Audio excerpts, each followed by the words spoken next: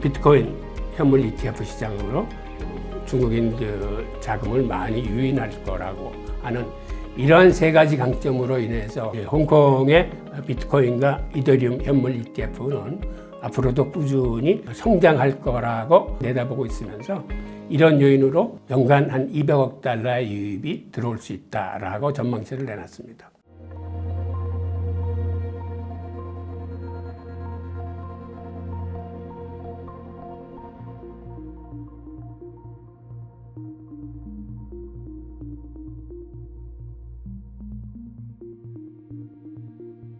그렇다면 홍콩이 이렇게 비트코인 현물 ETF와 이더리움 현물 ETF를 승인을 해서 앞으로 곧 거래가 시작될 텐데 과연 얼마만큼의 자본이 이 시장에 유입되는지가 초미의 관심사입니다. 그런데 이 전망을 함부로 예단하기는 힘듭니다. 단지 몇 가지 추론할 수 있는 이런 단서들을 근거로 어느 정도의 자금이 들어올지를 한번 살펴봐야 되는데 주식거래 시가총액면에 있어서 미국이 50조 달러인데 비해서 홍콩에서 운영되는 시가총액은 한 5조 달러 정도로 미국의 10분의 1 수준입니다.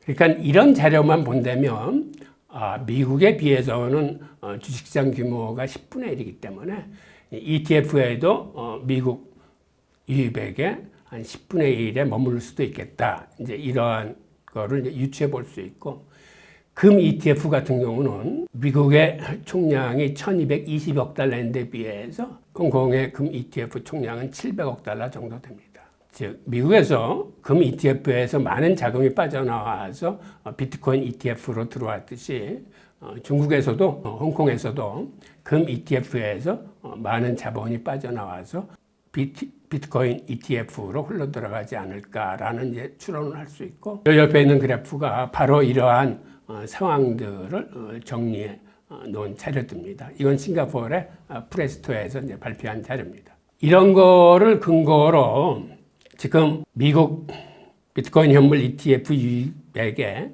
4분의 1 정도 수준에서 홍콩 비트코인 ETF로 자금이 흘러들어오지 않을까라고 추론을 하면서 그 예상 금액을 56억 달러에서 140억 달러 정도의 유입을 예상하고 있는 이러한 전망 기관이 있습니다.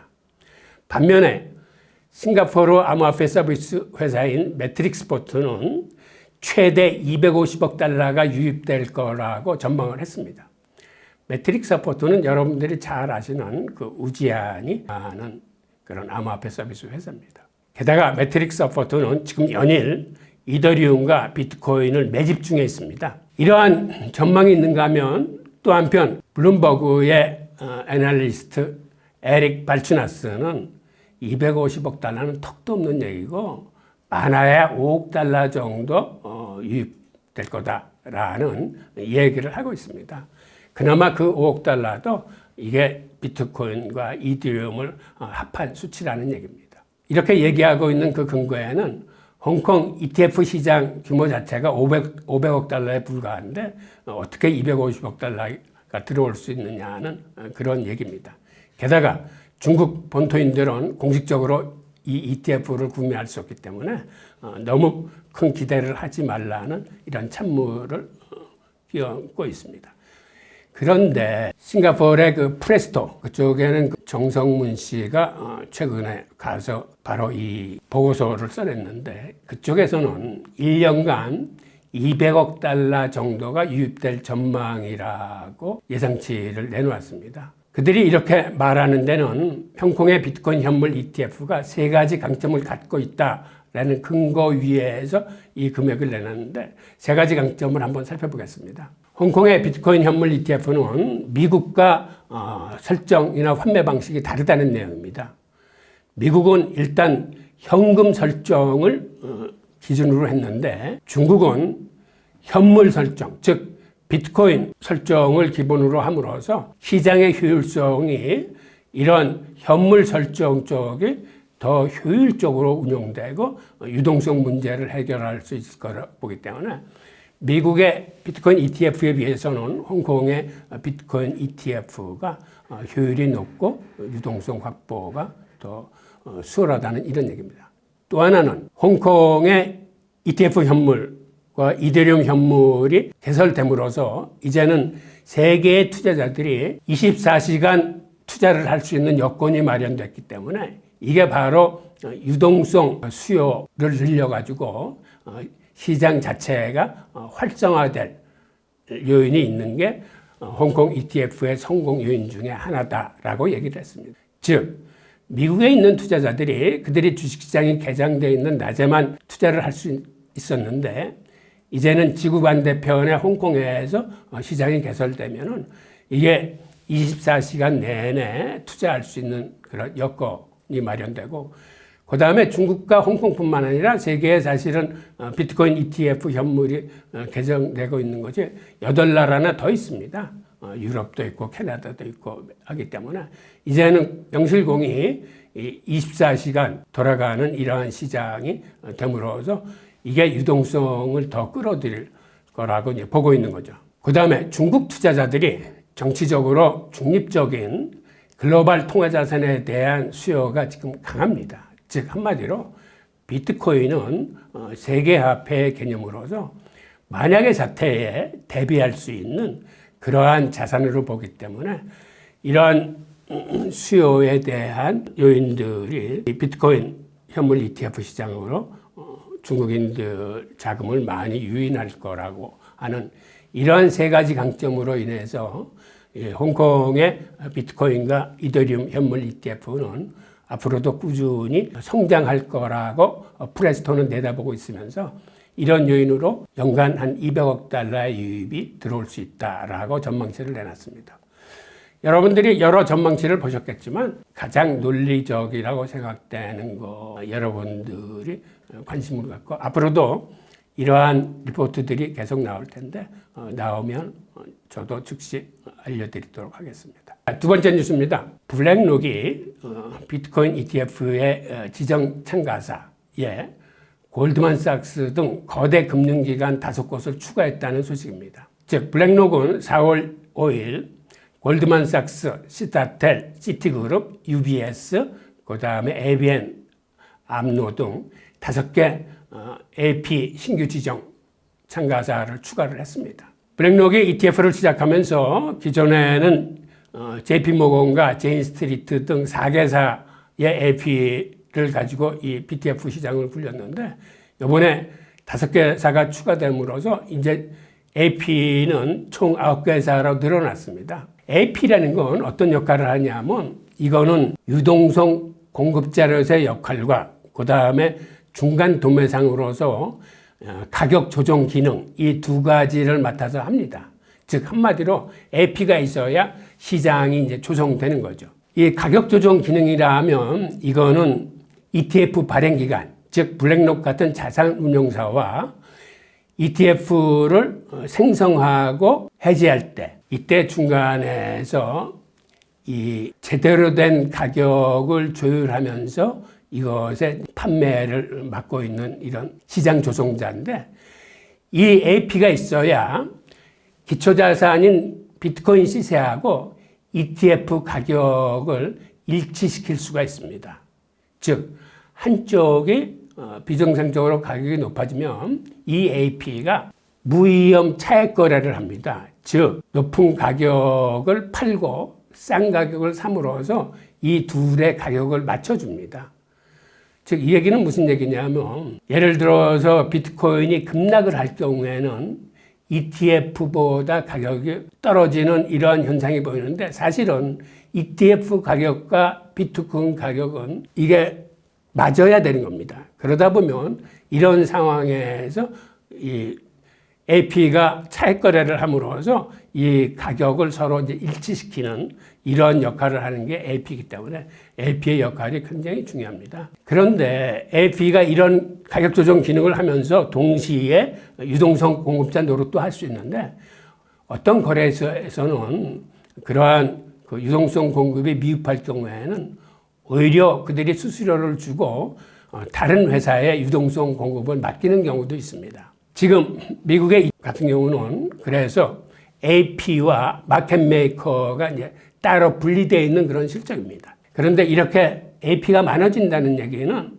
통상적으로 유동성이 늘어나서 투자자들의 접근성이 훨씬 더 좋아지는 걸 의미하기 때문에 앞으로 블랙록의 ETF가 더 커질 수 있는 이러한 기초 체력을 다졌다고 생각하면 되고, 이 과정에서 특히 우리들이 눈여겨봐야 될 거는 골드만삭스나 시타텔, 시티그룹 같은 대형 금융기관이 이 암호화폐 시장에 뛰어들었다는 그런 얘기입니다.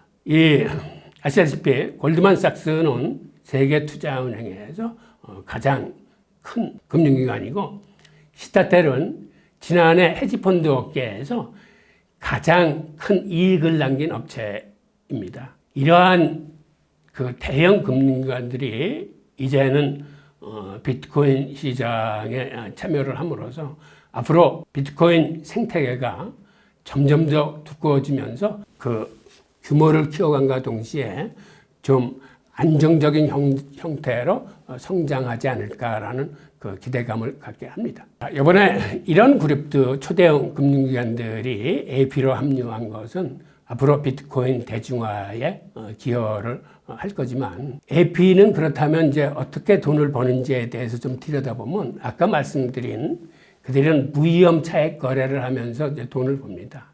그런데 또 하나 이제 우려스러운 점은 골드만삭스나 시타텔은 이 초단타 프로그램 매매를 하는 기관들입니다. 지금 미국의 주식 거래 같은 경우는 개인이 직접 투자하는 것보다는 이런 기관들의 컴퓨터 프로그래밍에 의한 초단타 거래가 전체 거래 비중의 지금 80% 이상을 차지하기 때문에 그들이 이렇게 암호화폐 시장에 참여를 하는 거는 AP를 통해서도 돈을 벌지만 나중에는 이러한 초단타 시장 프로그램을 만들어서 이 시장에 들어오려는 게 아닌가라는 그런 우려를 하게 됩니다. 이게 왜 우려라고 표현했냐면 초단타 매매는 한마디로 이런 겁니다. 예를 들어서 모든 거래가 1000분의 1초 사이에 거래가 되는데 그보다 빠른 3000분의 1초로 그 시장을 읽어낼 수 있으면 매도 물량이 나왔을 때 다른 쪽에 매입 물량하고 매치가 돼서 거래되는 게 아니라 중간에 그 3000분의 1초 차이로 먼저 들어가서 그 거래를 중간에서 이제 가로채는 겁니다. 그러니까 팔겠다는 물량을 조금 더 싸게 사가지고 사겠다는 물량한테 거기다 이익을 붙여서 파는 이러한 초단타 프로그램 매매가 그들의 주특기인데, 이런 매매가 성행하다 보면 잘못하면은 이런 프로그램 매매가 급락장을 불러올 수도 있습니다. 사람이 판단해서 한 게 아니라 컴퓨터에 입력된 프로그램에 의해서 하는 거기 때문에 만약에 비상사태가 터졌을 때 이거를 제어할 수 있는 수단이 없습니다. 그러다 보면 순식간에 폭락으로 이끌 수 있는 이러한 위험성을 갖고 있기 때문에 그들이 이러한 초단타 매매 쪽으로도 앞으로 진출할 것인지 여부를 좀 관심 있게 들여다볼 생각입니다. 자, 다음은 지금 미국에서 시행되고 있는 이 10개사의 AP들과 그 다음에 마켓 메이커를 나타낸 표입니다. 지금 미국은 지금 보시는 것처럼 AP가 따로 있고 그 다음에 거래소에서 유동성을 공급하고 있는 유동성 공급업체가 따로 있습니다. 즉 자산운용사와 AP와 이렇게 유동성 공급업체가 합쳐져야 비로소 이 ETF가 제대로 돌아가기 때문에 중국에서는 지금 이런 틀을 구성하는데 시간이 조금 걸려서 4월 말이나 5월 초쯤 실제 거래가 이제 시작될 걸로 보입니다. 이번 주 세 번째 뉴스입니다. 핀시아와 클레이튼이 통합을 발표해서 아시아 최대 블록체인 플랫폼으로 출범할 예정입니다. 여러분들이 아시겠지만 핀시아는 네이버의 그 라인 쪽 계열사고 클레이튼은 카카오의 계열사입니다. 즉 네이버와 카카오가 손을 잡고 아시아 최대의 플랫폼을 출시 예정입니다. 그래서 이 두 플랫폼이 이제 합쳐지면 시가총액이 약 1조 5천억 달러 수준이 되는데, 이게 통합이 완료되면 아시아 최대 블록체인 플랫폼이 됩니다. 그리고 양사는 이 재단을 5월 달에 아랍에미리트의 아부다비에 재단을 설립할 예정입니다. 지금 아시아권에서는 이 가상자산 시장이 활성화되고 있는 곳이 세 군데가 있는데 하나는 홍콩이고 또 다른 하나는 싱가포르이고 마지막 하나가 바로 이 아부다비입니다. 그래서 그들은 재단의 본사를 아부다비에 설치함으로써 앞으로 아시아권뿐만 아니라 중동 쪽까지도 그들의 마케팅 터로 삼으면서 아시아 전체의 가장 큰 플랫폼으로 성장을 이제 계획하고 있습니다. 새 토큰이 나오면 기존 토큰과의 교환 비율은 클레이 한 개에 새 토큰 한 개로 교환되고 핀시아의 경우에는 핀시아 한 개에 새 토큰 180개로 이제 교환될 예정입니다. 이렇게 새 토큰을 발행하는 재단은 전체 발행량의 한 23%를 소각하고 지금 유통되지 않고 있는 토큰들 100%를 영구 제거하겠다고 밝혀 토큰 가치를 높이고 인플레이션을 축소하겠다는 이런 계획을 갖고 있습니다. 그들의 향후 로드맵을 한번 들여다보겠습니다. 우선 그들이 가장 큰 목표로 삼고 있는 건 기관입니다. 그래서 기관의 가상자산 투자를 위한 인프라부터 구축할 예정입니다. 그리고 기관 투자가 절반 이상이 앞으로 3, 5년 사이에 가상자산이 핵심 투자 대상이 될 거라고 보고 있기 때문에 기관 투자자들의 포트폴리오에 그들이 일정 역할을 이제 하려는 거고, 앞으로 이렇게 가상시장이 커지면 중간 브로커리지 역할이거나 이렇게 수탁 업무 이런 것들의 인프라를 기관의 대규모 수요에 대비하려는 그런 배경이 깔려 있습니다. 그리고 여기서 애그리게이터라는 거는 여러 회사의 상품이나 서비스에 대한 정보를 모아 하나의 웹사이트를 제공하는 이런 인터넷 회사를 얘기하는데, 이러한 애그리게이터를 이제 지향하고 있는 거죠. 게다가 특히 브랜드 애그리게이터란 같은 마켓플레이스 플랫폼에 입점해 있는 유망 브랜드를 찾아내서 이를 인수하거나 여기에 투자하는 그러한 성격도 같이 갖고 있습니다. 애그리게이터는 성장성이 높은 다수의 중소형 브랜드를 인수해서 규모의 경제를 만들고 수익률을 극대화하려는 전략입니다. 즉, 앞으로 이 두 회사가 방금 말씀드린 이런 애그리게이터를 포함해서 브로커지와 수탁 업무를 함으로써 기관들의 수요에 대비하려는 이러한 정책입니다. 게다가 이거를 뛰어넘어서 이 핀시아 통합은 궁극적으로 뭐를 노리냐 하면 인공지능 탈중앙화 애플리케이션 개발을 해서 시장 수요를 확보하려는 전략이 있고, 그 다음에 웹2 기업들의 블록체인 시장 진입을 도와서 아시아 시장을 선점하겠다는 계획과 향후에는 디파이와 NFT, 그 다음에 자산 토큰화 사업에도 주력하겠다고 해서 거의 전 분야의 가상자산 사업 분야를 넓혀가겠다는 그런 계획을 펴고 있습니다. 자, 그렇다면 비트코인은 언제부터 본격적으로 상승이 가능할까요? 그 내용을 한번 살펴보겠습니다. 우선 지금 보시는 표는 비트코인의 주요 매도 세력하고 매입 세력을 나누는 겁니다. 비트코인의 지금 매도 세력을 보면 채굴업자들이 비트코인이 승인돼서 나온 올해 1월 10일 이후에 81,900개를 채굴해냈습니다. 즉 이게 공급 쪽 물량인 거죠. 그리고 이 공급을 지금 가장 많이 하고 있는 업체는 바로 그레스케일의 GBTC입니다. 이쪽에서 지금 한 석 달 사이에 30만 5천 개의 비트코인이 매도 물량으로 나왔습니다. 그리고 기타 매도 물량이 18만 5천 개 정도 나와서 이 세 개가 지금 비트코인 그 매도 세력들입니다. 이들이 이렇게 팔았다면 이거를 또 그만큼 사준 매입 세력들이 있을 텐데, 이 매입 세력에서 지금 압도적으로 큰 거는 아시다시피 9개 자산운용사들입니다. 즉 비트코인 ETF를 만들어 팔고 있는 9개 자산운용사가 이 물량의 거의 대부분인 52만 7천 개의 비트코인을 매입을 했습니다.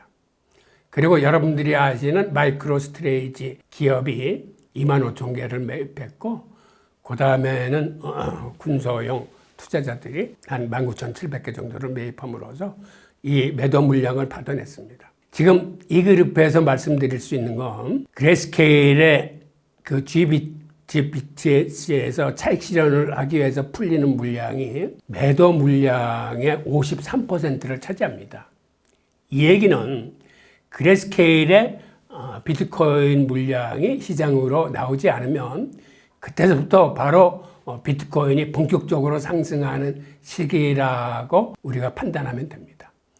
그렇다면 그레스케일의 비트코인 매도 물량은 언제쯤 주춤해질까요? 그걸 한번 알아보죠. 지금 석 달 사이에 그레스케일이 매도한 물량을 이 그래프로 보여주고 있는데, 그레스케일이 이렇게 매도 물량을 많이 쏟아낸 날은 시장에서 비트코인 가격이 하락했고, 매도 물량이 줄어드는 날은 시장에서 비트코인 가격이 상승을 했습니다. 지금 그래프를 보면 갈수록 매도 물량은 줄어들고 있는 추세이긴 하지만 지금 시장 상황이 워낙 안 좋기 때문에 마찬가지로 매입 물량 역시 이 이상으로 줄어들고 있어서 지금 시장이 이렇게 힘든 겁니다. 그런데 지금 석 달 사이에 그레스케일이 갖고 있는 비트코인 보유량 62만 개 중에서 딱 절반 정도인 31만 개가 매도됐습니다.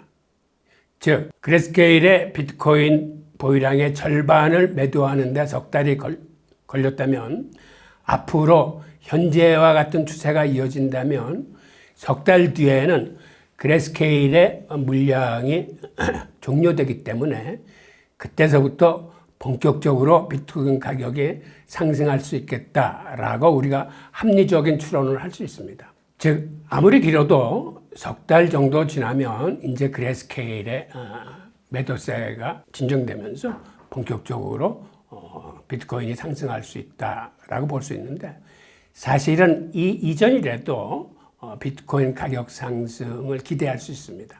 그 이유는 그레스케일이 지금 섹에다가 미니 비트코인 현물 ETF를 승인을 신청한 상태입니다. 이 미니 비트코인 현물 ETF는 우선 수수료가 저렴합니다. 지금 GBTC 수수료는 1.5%에 달해서 다른 비트코인 ETF에 비해서 현저하게 수수료가 비싸기 때문에 물량이 많이 빠져나가고 있습니다. 지금 평균 수수료 가격이 0.25%인데 이에 비해서 그레스케일의 수수료는 6배 이상 지금 비싼 거죠. 그들이 이렇게 수수료를 비싸게 책정한 이면에는 어차피 많은 물량들이 신탁에서 이번에 ETF로 바뀌는 과정에 빠져나갈 거라고 생각을 하기 때문에 빠져나가는 금액에 대해서는 차제의 수수료라도 원래 책정했던 수수료라도 받아내므로써 그들이 수익을 좀 올리겠다는 이런 계산이 있는 건데, 미니 비트코인 현물 ETF가 빨리 승인이 나면 이거는 어떤 장점을 갖고 있냐면, 첫째, 수수료가 저렴하고, 그 다음에 이거는 소액 투자가 가능하고, 게다가 중요한 거는 현재 비트코인 신탁에 있는 물량이 이 미니 BTC 현물 ETF로 갈아탈 경우에는 양도소득세가 면제됩니다. 그러니까 그들이 구태여 그레스케일에서 빠져나올 이제는 이유가 없어지는 거죠. 수수료도 싸지고 관련된 소득세도 절감이 되고, 그 다음에 미니 비트코인 ETF는 이건 조각 투자도 가능하기 때문에 큰 돈 아닌 오히려 소액 투자를 원하는 투자자들이 이 비트코인 ETF에 많이 몰릴 가능성도 있습니다. 그렇게 되면 그레스케일의 매도 공세는 멈출 수 있습니다. 그러니까 과연 이게 언제 승인이 날지가 중요한 관전 포인트입니다. 이게 승인이 나면 그때부터 본격적으로 비트코인 가격은 상승으로 방향을 틀 걸로 보입니다. 그런데 또 하나의 나머지 옵션이 있습니다. 그거는 이제 지금 GBTC에서 물량이 많이 빠져나가기 시작하면 그레스케일 자체가 현행 수수료 1.5%를 다른 경쟁사들과 마찬가지로 이걸 대폭 낮출 가능성이 있습니다. 이렇게 수수료를 대폭 낮추면 빠져나오려 했던 그러한 물량들의 매도세가 좀 진정될 가능성도 있습니다. 즉 다시 정리하면 그레스케일의 비트코인 매도 물량은 제한적이다, 한정적이다. 앞으로 길어야 석 달 이상을 가지 못한다. 그리고 또 하나는 그 전이라도 미니 비트코인 현물 ETF가 승인이 나면 상황이 반전돼서 더 이상 매도 공세 멈출 가능성이 있다. 그리고 세 번째로는 그 이전이라도 그레스케일이 수수료를 대폭 낮추면 이것도 매도세 진정에 크게 도움이 되면서 가격 상승에 도움이 된다는 얘기입니다. 지금 여러분들이 시장이 안 좋아서 굉장히 힘들어 하실 텐데 이런 힘든 시기가 한정적이라는 이러한 거를 염두에 두시고 여러분들 투자에 힘이 되시기를 바랍니다. 자, 감사합니다.